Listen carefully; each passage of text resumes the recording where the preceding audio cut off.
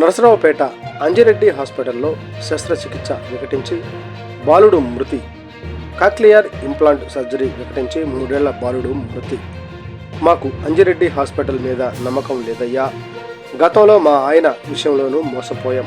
గత్యంతరం లేక మా మనవడిని ఈ ఆసుపత్రిలో చేర్పించాం అంటూ సంతమాగులూరుకు చెందిన సుధాకర్, లక్ష్మీ దంపతులు కన్నీటి పర్యంతమయ్యారు. పల్నాడు జిల్లా కేంద్రం నరసరావుపేట పట్టణంలో అంజిరెడ్డి హాస్పిటల్లో కాక్లియర్ ఇంప్లాంట్ సర్జరీ వికటించి 3 ఏళ్ల బాలుడు విక్రమ్ ఆదిత్య ఆదివారం మృతి చెందాడు. మృతుడు నాయనమ్మ, తాతయ్యలు మీడియాతో మాట్లాడుతూ సర్జరీకి ముందు బాలుడు బాగానే ఉన్నాడని, అన్ని రకాల పరీక్షలు, స్కానింగ్లు నిర్వహించి అంతా బాగుందని ఆసుపత్రి వర్గాలు చెప్పినట్లు తెలిపారు. ఆరోగ్యశ్రీలో ఉచితంగా చేస్తామని చెప్పి తమ వద్ద 1,50,000 డిమాండ్ చేసి చివరకు 50,000 రూపాయలు కట్టించుకొని కనీసం రసీదు కూడా ఇవ్వలేదని తెలిపారు. సర్జరీ అనంతరం మధ్యాహ్నం 2:30 గంటలకు సర్జరీ సక్సెస్ అని, బాలుడు మత్తులో ఉన్నాడని చెప్పినట్లు తెలిపారు. 4 గంటల నుండి ప్రతి అరగంటకు ఒకసారి బాలుడికి ఫిట్స్ వచ్చాయని, జ్వరం వచ్చిందని, హార్ట్ స్ట్రోక్ వచ్చిందని రకరకాలుగా చెప్తూ మభ్యపెడుతూ సాయంత్రం 7 గంటలకు బాలుడు మృతి చెందినట్లు ఆసుపత్రి వర్గాలు చెప్పినట్లు తెలిపారు. గతంలో ఈ ఆసుపత్రిపై అనేక ఆరోపణలు ఉన్నా జిల్లా వైద్యాధికారులు అమ్ముడుపోవడంతో ఆసుపత్రి అరాచకాలకు అదుపు లేకుండా పోతుందని ఆసుపత్రి వద్ద పలువురు చర్చించుకుంటున్నారు. ఆసుపత్రి యాజమాన్యం ఆర్థిక, రాజకీయ బలంతో అందరినీ మేనేజ్ చేస్తూ రోగుల ప్రాణాలతో చెలగాటమాడుతున్నారని ఆసుపత్రి వద్ద పలువురు చర్చించుకుంటున్నారు. తమకు న్యాయం చేయాలి అంటూ బాధితులు ఆసుపత్రి ముందు బైఠాయించిన తీరు పలువురిని కన్నీరు పెట్టించింది. పుట్టకలోనే చెవులేని పట్టలేదన్నారు. నరసరావుపేటలో ఒక ఆయన దగ్గర చూపించాం. చూపిస్తే వాళ్ళు ఏమన్నారంటే ఈడ అంజిరెడ్డి హాస్పిటల్లో పలానా ఆయన ఉన్నాడమ్మా, డాక్టర్ పేరు ఏదో పేరు, ఆ డాక్టర్ గారి దగ్గరికి అంటే నాకు ఆ హాస్పిటల్ మీద నమ్మకం లేదయ్యా, మా ఆయన విషయంలో మోసపోయాను, నేను రానన్నా అని నేను వేరే హాస్పిటల్ అన్నీ తిప్పిన తర్వాత మళ్ళీ ఎన్ఆర్ఐకి తీసుకెళ్తే ఈ చెవులకి తెరపీకి 2 సంవత్సరాలు ఆడ ఉండమన్నారని, మేము మణిపాల్ హాస్పిటల్లో అక్కడ ఉండాలన్నారని, ఆడ ఉంటాకి నాకు ఏమి దారి లేక తప్పనిసరి ఈయన దగ్గరికి వెళ్ళామయ్యా, ఈ నుంచి వాళ్ళ ఉన్నాడని. 7 హాస్పిటల్ ఆయన అనుకోవాలి. ఆడకెళ్ళి నాకు ఈ చూసి నీ బిడ్డకి ఏం కాదమ్మా, ఆపరేషన్ చేసి నీ బిడ్డను ఏం చేస్తామన్నారు. అయ్యి అన్ని టెస్టులు చేసాం. డబ్బులు అడిగారు. డబ్బులు అడిగితే నేను అంత తీయలేను ఏదో మాట్లాడుకున్నాను. సరేనయ్యా నాకు ఆడితే ఇస్తానయ్యా అని మాట్లాడుకొని అన్నీ తెచ్చి కట్టి నా మనవడి ఆరోగ్యశ్రీ కింద డిసెంబర్ 2వ తారీఖున ఆరోగ్యశ్రీ కింద పెట్టారు. ఆరోగ్యశ్రీ కింద పెట్టి గుంటూరు గవర్నమెంట్ హాస్పిటల్ కౌన్సిలింగ్ పంపించారు. ఆ కౌన్సిలింగ్ తీసుకున్న 3వ తారీఖు ఆడ నుంచి టెస్టులన్నీ చేయించుకొచ్చి ఏడిస్తే మొన్న జనవరి 26వ తారీఖున అప్రూవల్ వచ్చిందన్నారు. 8వ తారీఖు ఆపరేషన్ అన్నారు. నేను 7వ తారీఖున వచ్చి పిల్లోడిని తీసుకొని వచ్చి జాయిన్ అయితే పిల్లోడికి జ్వరం వచ్చింది. జ్వరం వస్తే అమ్మ జ్వరం వచ్చింది వద్దు తీసుకెళ్ళిపోండి, జ్వరంలో చేయకూడదు అన్నారు. తగ్గిందిగా అయ్యా అన్న అంటే ఏం కాదులేమ్మ జ్వరం వచ్చిందిగా ఈసారి నెక్స్ట్ వీక్ చేద్దాం తీసుకెళ్ళండి అంటే మళ్ళీ ఆదివారం రోజు తీసుకెళ్ళిపోయాం. 3వ రోజు శుక్రవారం జాయిన్ అయ్యా, 7వ తారీఖున జాయిన్ అయ్యా, 9వ తారీఖు ఇంటికి తీసుకెళ్ళాను అయ్యా. మళ్ళీ ఫోన్ చేసి ఇవాళ శుక్రవారం అడ్మిట్ అవ్వండి, పిల్లోడికి ఆదివారం ఆపరేషన్ అంటే నేను అది శుక్రవారం తీసుకురాగానే స్కాన్ చేశారు. అలా ఏమీ లేదని అన్నారు.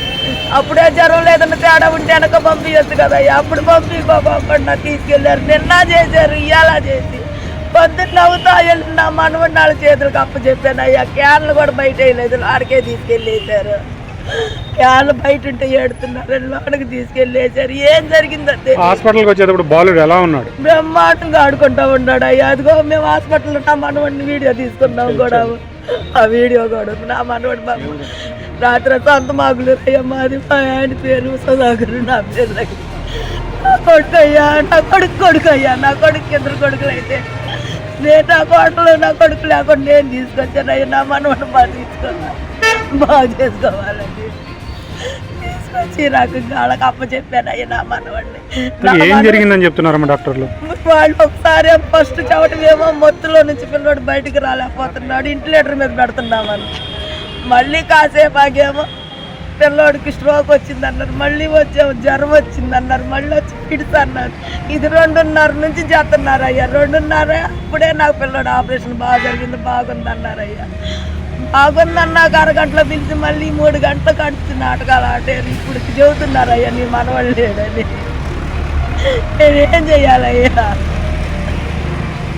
పిల్లలకు బాగా అప్పుడే చేసి నేను అప్పుడే వెళ్ళేదాన్నే కదయ్యా తీసుకొని. ఈ రకంగా మమ్మల్ని నాశనం చేసేటారయ్యో. ఈ హాస్పిటల్కి నా మనవాడిని అప్పు చెప్పాను. మార్నింగ్ 7 గంటలకు తీసుకెళ్లారండి ఆపరేషన్ థియేటర్లోకి.